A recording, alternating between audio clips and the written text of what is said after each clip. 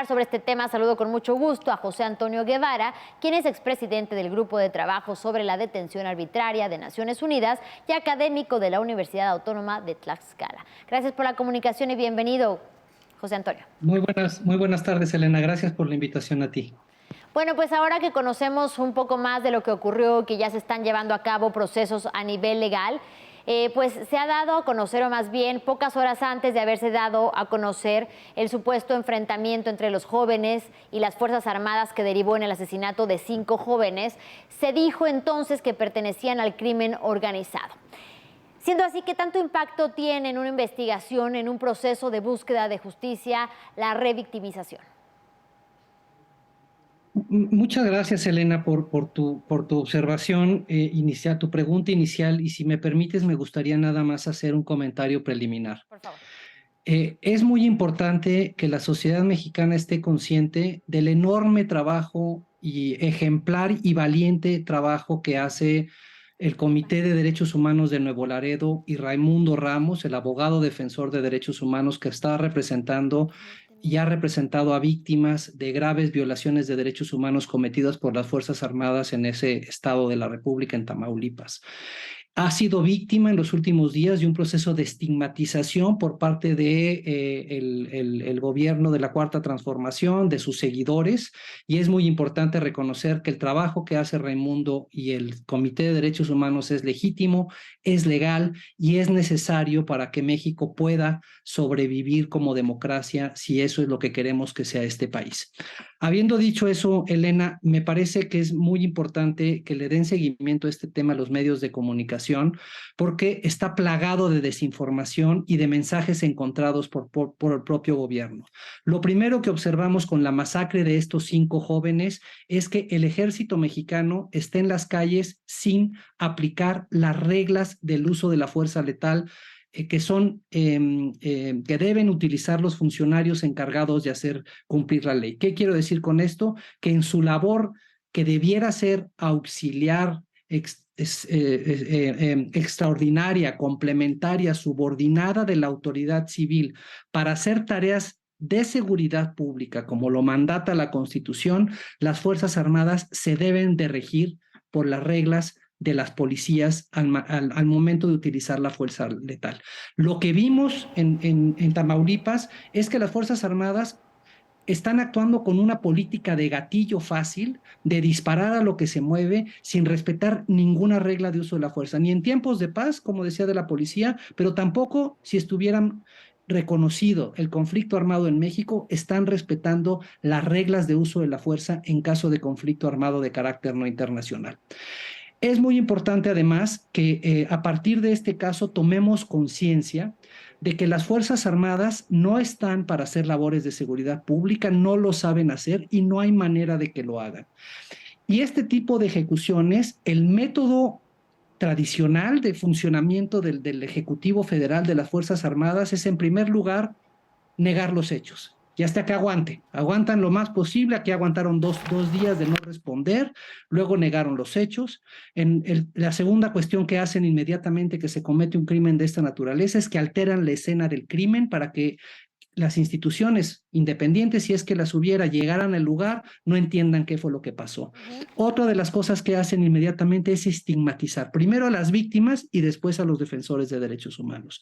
Y aquí me detengo porque en redes sociales y en los medios de comunicación se ha hablado mucho del perfil de estas jóvenes asesinados, de que si eran o no miembros de la delincuencia organizada. Es irrelevante si son miembros, si tienen su credencial de pertenecer a un cártel del narcotráfico, eso no importa.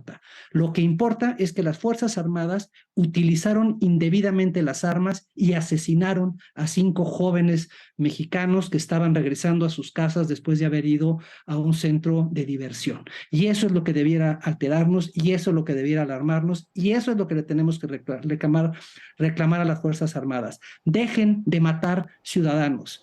Y una vez que los matan, como en este caso, la jurisdicción militar no es la entidad responsable ni competente de conocer absolutamente nada.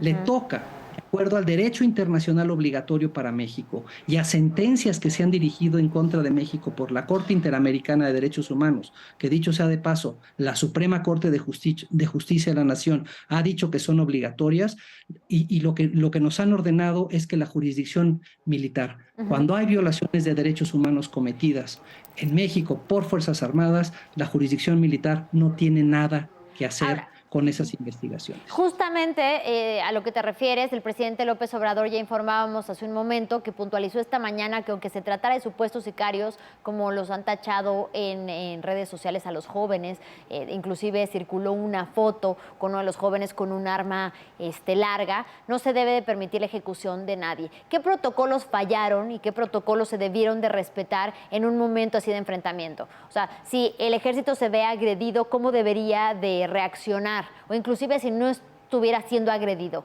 ¿cómo debería de reaccionar ante una situación así de enfrentamiento? Bueno, en primer lugar, hay que aclarar, Elena, que no fue un enfrentamiento. Los muchachos no ¿Iban iban circulando en una armados, camioneta? iban circulando en una camioneta libremente, como cualquier familia, como cualquier persona tiene derecho a hacerlo, incluso a altas horas de la noche, después de haber ido a cenar o a un centro de entretenimiento. Habiendo dicho eso, en un hipotético caso que no es este, en donde las Fuerzas Armadas son agredidas con armas letales, ellos, de acuerdo a las reglas de uso de la fuerza que son aplicables a los funcionarios encargados de hacer cumplir la ley, tienen el derecho a hacer uso de la fuerza en la misma proporción, con la misma graduación y con el único propósito de salvaguardar la vida propia o la vida de terceros.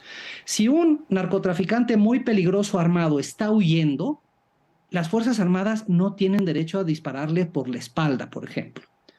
Entonces, habiendo dicho eso, en tiempos de paz se violó la ley de uso de la fuerza nacional, es una ley que tenemos desde el 2019, que las Fuerzas Armadas se niegan a aplicar, porque no quieren reconocer esas reglas de uso de la fuerza que implica, repito, el primer principio, que esté previsto en ley.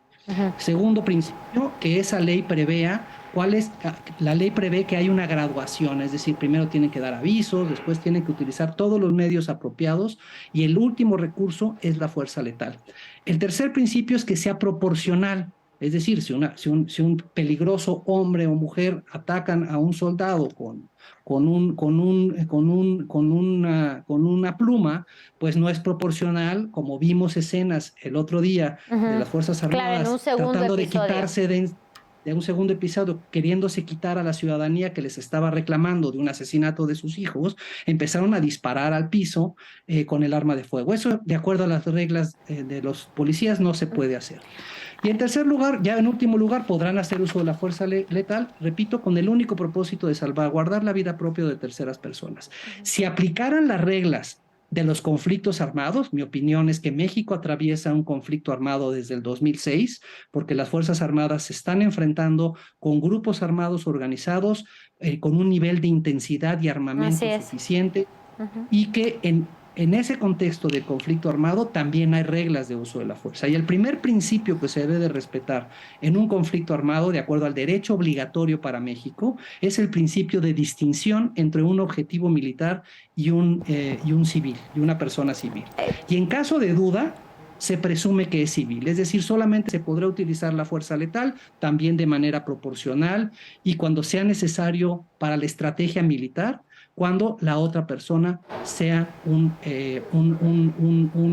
persona que integra un grupo armado y esté activamente participando en los enfrentamientos y en las hostilidades. Según lo que se ha dado, según lo que se ha dado a conocer.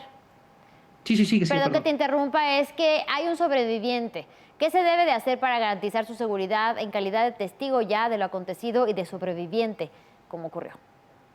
Pues yo creería que la Fiscalía General de la República debió haber ya colocado agentes de seguridad para resguardar la vida y la integridad personal de ese joven.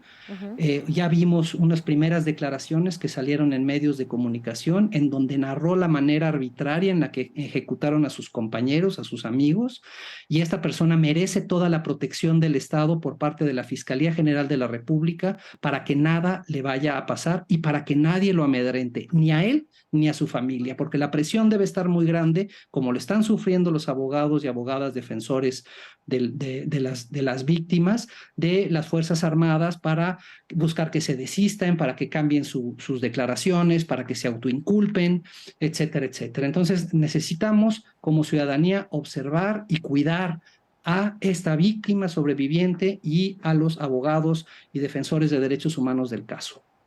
La investigación sobre el asesinato, lo sabes bien, de 5 jóvenes en Tamaulipas a manos del ejército ya está en curso, incluso ya han sido señalados con nombre y apellido los implicados. ¿Eso de alguna manera te da la idea de que, pese a la confianza que se le ha dado desde el gobierno federal a las Fuerzas Armadas, hay la intención de que sí se lleven a cabo procesos de justicia cuando las Fuerzas Armadas no realicen sus actividades o sean responsables de actos como el que vimos en Nuevo Laredo, Tamaulipas? Pues mire, Elena, yo creo, la verdad es que soy muy escéptico y no creo que haya una intención genuina de esclarecer a profundidad qué fue lo que ocurrió, ni mucho menos llevar a todas las personas responsables de este delito. No se trata de un delito aislado. No es la primera vez que las Fuerzas Armadas ejecutan extrajudicialmente a ciudadanos mexicanos o a personas en territorio mexicano en contextos similares. Es un fenómeno que lo venimos observando desde la época de Calderón, en la época de Peña Nieto y en esta administración también. Lo que a mí me dice este tipo de comportamiento de las Fuerzas Armadas es que es un procedimiento estandarizado de operación. Ellos tienen, de acuerdo a sus reglas de operación, la instrucción de salir a la calle a disparar a mansalva cuando consideran que hay alguna persona enemiga o una persona sospechosa. Lo vimos en el caso Tlatlaya, cuando se hizo público la información sobre la Orden General de Operaciones, en donde les decían a los militares: salgan por la noche a altas horas y abatan a las personas que consideren enemigos. Y en ese contexto, la responsabilidad no nada más es de los autores materiales, sino de toda la cadena de mando hasta el más alto nivel de la jerarquía. Entonces, se tiene que investigar si en efecto están en la calle haciendo qué tipo de comportamientos, con qué instrucciones de sus superiores y qué han hecho sus superiores para que en efecto estos soldados rindan cuentas ante la justicia. Bueno, por lo pronto se les acusa de desobediencia y eso podría sonar muy leve ante un hecho como el que estamos reportando en estos momentos. Te agradezco muchísimo, José Antonio Guevara, expresidente del Grupo de Trabajo sobre la Detención Arbitraria de Naciones Unidas y académico de la Universidad Autónoma de Tlaxcala, por tu análisis y por la comunicación. Muchas gracias, Elena. Hasta luego. Gracias, hasta luego. En más información.